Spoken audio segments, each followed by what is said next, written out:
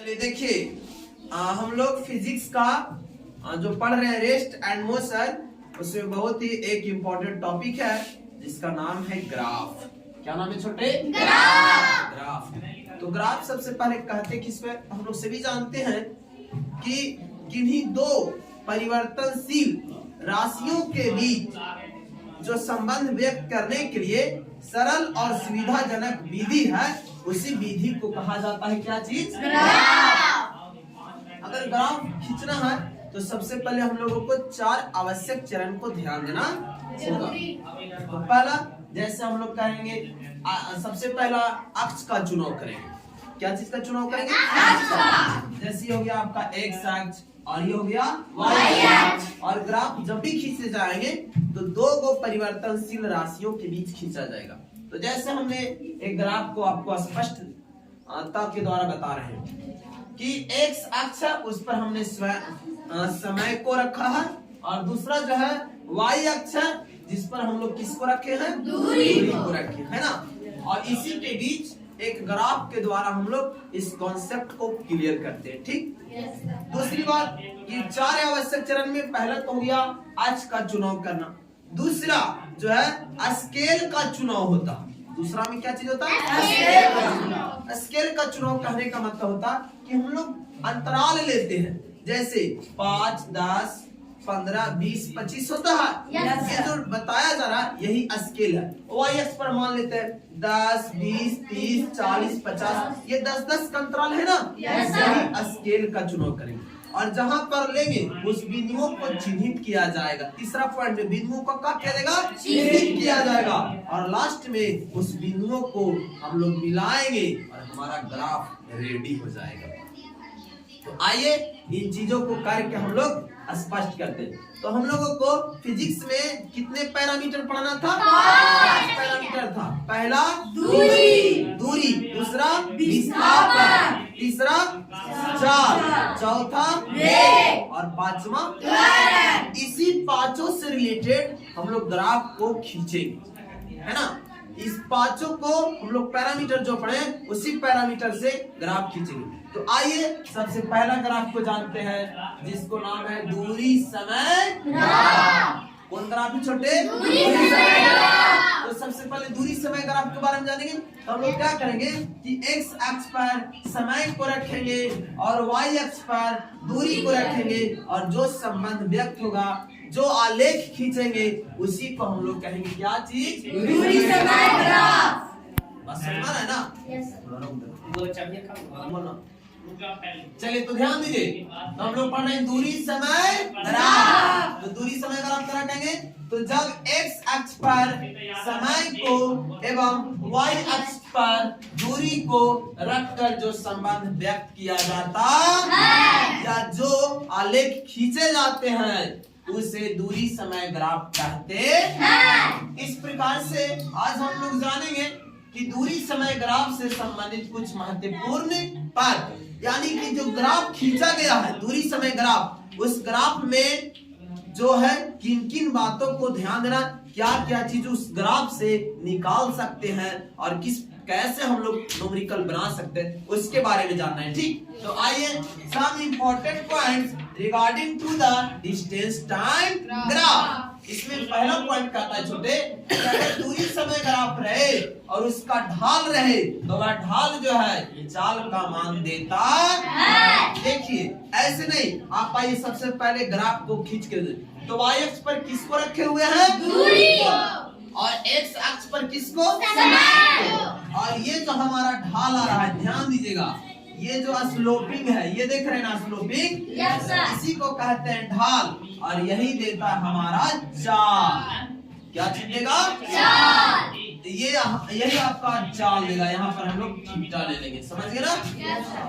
तो एक बात याद रखिएगा कि दूरी समय ग्राफ में जो ढाल होता है, दूरी समय ग्राफ में जो ढाल होता है वह चाल का मान देता है। और अगर चाल निकालना रहेगा तो जो ढाल होगा वही ढाल इसका मान देता है 4 का, और ये इज इक्वल टू हो जाएगा tan थीटा, और tan थीटा मतलब होता है, आप लोग सभी जानते होंगे, लंब बाई आधार होता है, यानी सामने वाला और नीचे वाला लेंगे और उसको हम रेशियो में करके चाल निकाल सकते हैं। ठीक, दूसरा पॉइंट कहता है कि दूरी समय ग्राफ में जो सीधी रेखा होते हैं, ध्यान दीजिएगा, दूरी समय ग्राफ दिया हुआ है, इस ग्राफ में जो सीधी रेखा, ये देख रहे हैं स्ट्रेट लाइन, एक समान चाल को दर्शाता है। आज के बाद याद रखिएगा कि अगर दूरी समय ग्राफ रहे और स्ट्रेट रहे तो यह कौन सा चाल को दर्शाएगा?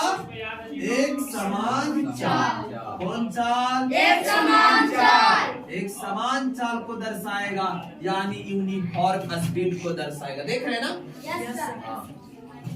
इसके बाद अगर दूरी समय ग्राफ में वक्र रेखा रहेगा, वक्र रेखा मतलब कर्व इस प्रकार से, छोटे ध्यान दीजिएगा, ऐसे देख रहे हैं ना, इस प्रकार से रहेगा हमारा ग्राफ, ठीक, ऐसे देख रहे कर्व है। ये देखिए तो धीरे धीरे नीचे से ऊपर की ओर जा रहा है, यानी बढ़ रहा है, इसलिए इसको बोलेंगे इंक्रीजिंग स्पीड। कुछ बोलेंगे इंक्रीजिंग स्पीड, यानी यहाँ पर चाल जो है वह बढ़ेगा, यानी बढ़ता चाल। कौन चाल? बढ़ता चाल। हाँ, बढ़ता चाल है, ये देखिए बढ़ रहा है, लेकिन ये देखिए धीरे धीरे ऊपर तो गया, लेकिन फिर किधर आ रहा है? नीचे। तो यहाँ पर समय के साथ घटेगा, इसलिए इसको बोलेंगे कौन चाल? घटता चाल। इसको इंडिकेट कर रहा है घटता चाल, यानी डिक्रीजिंग स्पीड को शो करता है। कौन स्पीड? Decreasing speed. यही तो वो पॉइंट है कि अगर ग्राफ वक्र हो तो वहां पर चाल कैसा होगा? अगर ग्राफ कैसा हो? सीधी रेखा, तो कैसा होगा? तो यहाँ पर वक्र होगा और असमान चाल होगा, तो असमान दो तरीका से होगा। अगर ग्राफ बढ़ेगा समय के साथ तो यहाँ चाल भी बढ़ेगा। यहाँ चाल क्या होगा? बढ़ेगा। हाँ, पहला में बढ़ता चाल हो जाएगा, बढ़ता चाल होगा। कौन चाल? बढ़ता चाल। इसी को बोलेंगे इंक्रीजिंग स्पीड, इंक्रीजिंग स्पीड।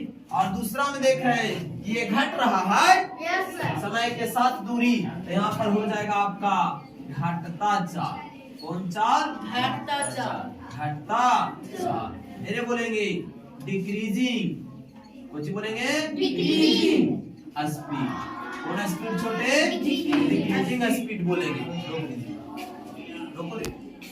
चलिए आप ध्यान दीजिएगा, तो यहाँ पर दोनों बात कर लिए, वक्र रहेगा तो असमान चाल, और असमान चाल में दो तरीका से, समय के साथ अगर ग्राफ बढ़ेगा तो उसका चाल भी बढ़ेगा, और समय के साथ अगर घटेगा ग्राफ तो उसका चाल भी घटेगा।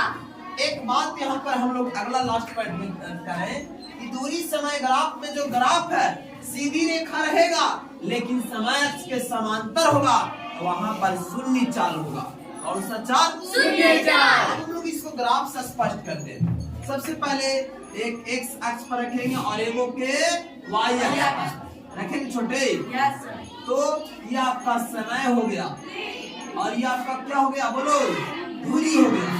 और यहाँ ग्राफ रहेगा, लेकिन ग्राफ कैसा रहेगा से बोलिए?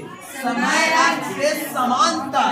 तो वैसे स्थिति में ये रहा समांतर, देख रहे हैं समांतर। तो वैसे स्थिति में यहाँ पर चाल जो होगा छोटे, वह शून्य चाल होगा। कौन चाल होगा? शून्य चाल। शून्य चाल होगा। तो इस प्रकार से हम लोग पूरा करल करेंगे। ठीक, एक बार और सभी को ध्यान से सुनिएगा और लगातार एक बार कर देते हैं। तो दूरी समय ग्राफ से संबंधित कुछ महत्वपूर्ण पॉइंट में, पहला में दूरी समय ग्राफ का जो स्लोप होता है, ढाल होता है, वह चाल का मान देता है, और चाल जो होगा वह ढाल के बराबर होगा, और वह जो होता है tan थीटा निकालेंगे तो वही मान आ जाएगा। किसका मान आ जाएगा? चाल का। और दूरी समय ग्राफ में जो सीधी रेखा होते हैं वह एक समान चाल को दर्शाता है। और दूरी समय ग्राफ में अगर रेखा वक्र हो वक्र, तो वह असमान चाल को दर्शाता है। और असमान चाल दो तरह से, अगर ग्राफ समय के साथ बढ़ेगा तो वहां पर बढ़ता चाल को दर्शाएगा, अगर समय के साथ ग्राफ घटेगा तो वहां पर घटता चाल को दर्शाता है। और यदि दूरी समय ग्राफ में जो ग्राफ हो वह समय अक्ष के समांतर हो तो वहां पर शून्य चाल देता है। इसी प्रकार से आप और भी ग्राफ को कंप्लीट करना चाहते हैं तो लगातार हमारी वीडियो को देखते रहे। धन्यवाद।